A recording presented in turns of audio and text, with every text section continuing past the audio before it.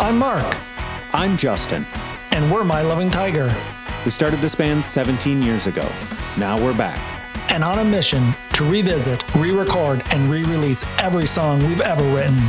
So come and join us. Hello and welcome back to the channel. In this video, we'll take a look at recording drums for Ready, Set, Worry.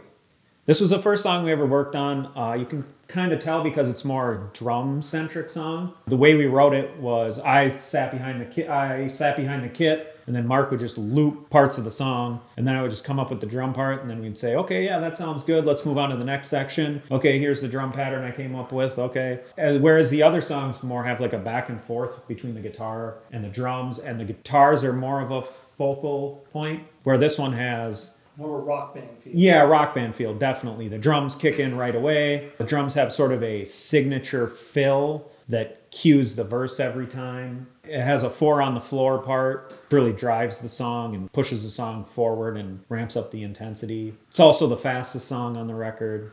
When we came back to re-record songs, we initially said we weren't going to radically alter the arrangements, but this song was an exception in that we moved around some of the parts and rethought the chorus. Right, we changed the intro, so now the song starts with the chorus, starts with the 4 on the floor, driving right away. Then it dips down into the verse. And then when it gets to the pre-chorus, we cut the pre-chorus in half. And then the ending of the song used to just be 4 on the floor all the way to the outro. But now the last time through?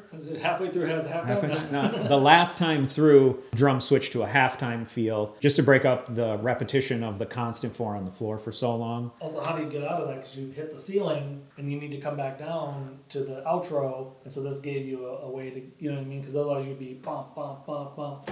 Oh, sure, yeah, it gave us a way. Before, the 4 on the floor just rammed right into the end of the That's song. the thing, you'd have, Yeah, and now the 4 on the floor stops. Doesn't stop. The 4 on the floor goes into the halftime feel, and then we hit 3 notes ring out, and then the outro can come up underneath that ringing out. It helped the end of the song, and I think I like the original version's intro, but this is much more like solid, hits you right away. Get to the chorus. Yeah, exactly. Right. Well, let's take a look at those drums.